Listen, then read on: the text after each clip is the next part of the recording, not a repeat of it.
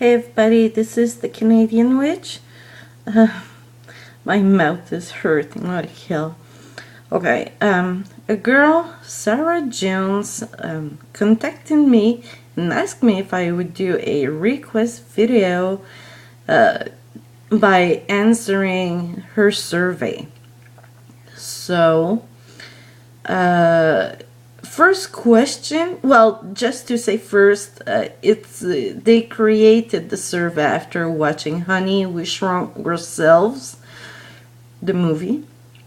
So, first question, let's say you're at school one day and your worst enemy was making fun of you in front of your friends, saying you have a really big butt. When you get home, you find your worst enemy shrunken down to 1 inch tall, bug size, tied up on your bedroom chair, completely helpless. Would you sit on them if you knew nobody would ever find out? If they begged you not to sit on them, would you do it anyway? That's a funny question. Knowing myself, even though that I could get temptation, I wouldn't sit on the person. I don't know what I would do. I would probably curse his ass, but anyway. While your shrunken enemy was on the chair, he continues making fun of you, saying you have a giant fat butt. Would you slam your butt down on the chair hard to get back at him?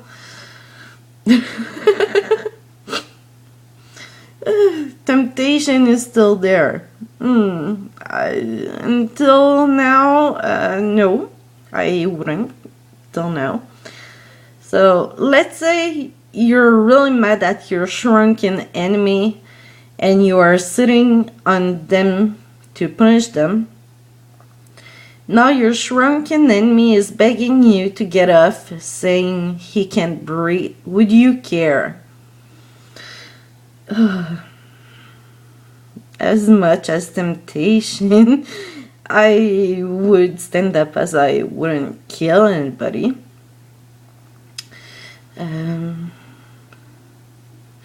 Now let's say your bug-sized enemy is tied up and is trapped under the leg of a really heavy table. You're extremely angry with them for spreading bad rumors about you through your school, which made you lose all your friends. Would you sit on the table and crush him if you knew nobody would ever find out? No, but I don't know if I would move the table right now. Then, imagine you're sitting on the table and your enemy starts calling you fat and complains of how heavy you feel on them. Would you bounce your butt up and down on a table to get back at them?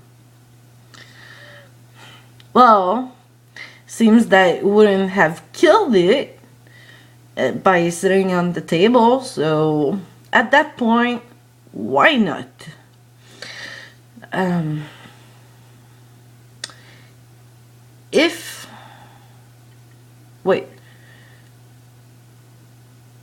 Okay, suppose you're sitting on a table and you were very angry at your tiny enemy. Now your enemy starts pleading for mercy and says you are hurting them real bad. Would you get up or continue to sit on the table?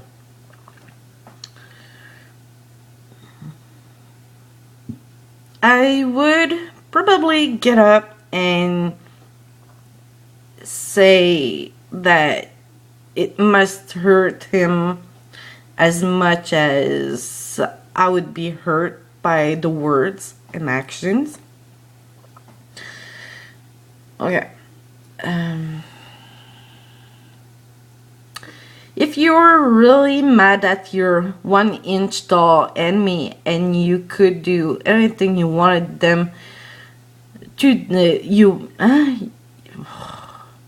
if you were really mad at your 1 inch tall enemy and you could do anything you wanted to them, without any consequences, what would you do?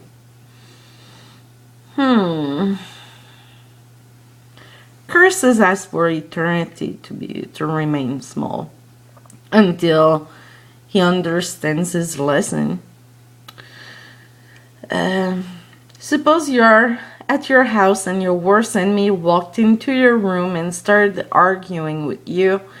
Now your worst enemy decides to slap you across the face really hard. Suddenly your worst enemy shrinks down to 1 inch tall right in front of your giant bare foot.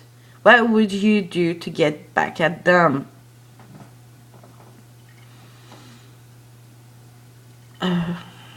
I would kick them. Probably. Ouch. Let's say you're at school and your worst enemy is making fun of you in gym class. When you get home, you find your worst enemy shrunken to 1 inch tall on the floor of your room. Now your worst enemy starts making fun of you, saying you have really smelly feet. What would you do with him or her?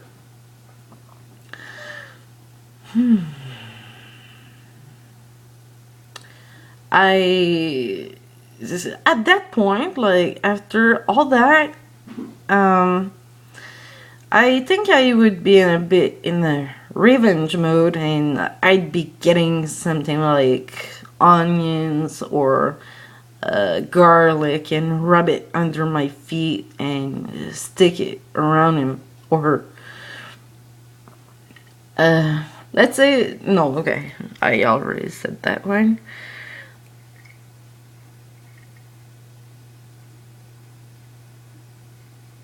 Oh, there was choices.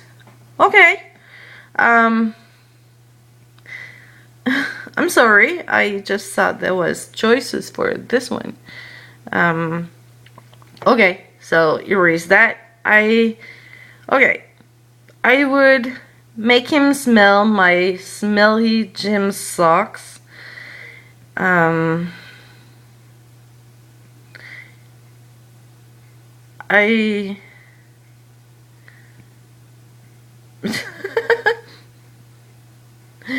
Yeah, that would probably be the only one which would be the closest to the stinky feet. If someone offered you $500 to take your shrunken enemy and chew him to mush in your mouth and then spit it into a glass, would you do it? No. If your friend was there and she dares you to sit on your tiny enemy and forces him to smell your farts, would you do it? I'm not a mean person, and no, I won't want them in my mouth, especially now. Ouch.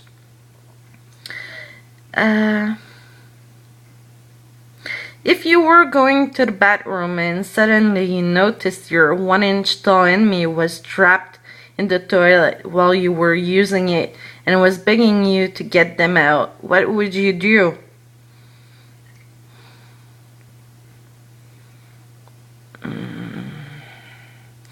That's a hard one. I'm tempted by leaving him there or removing him, but not doing harm. Would you keep your 1 inch tall enemy as a pet? If so, where would you keep them? No. Why would I want my enemy as a pet? Let's say you were drinking a glass of water and suddenly you realized you accidentally swallowed your tiny enemy who had fallen into your glass of water before you drank it. What would you do?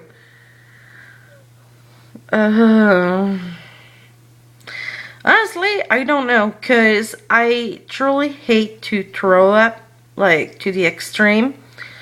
I never force myself to throw up. Never.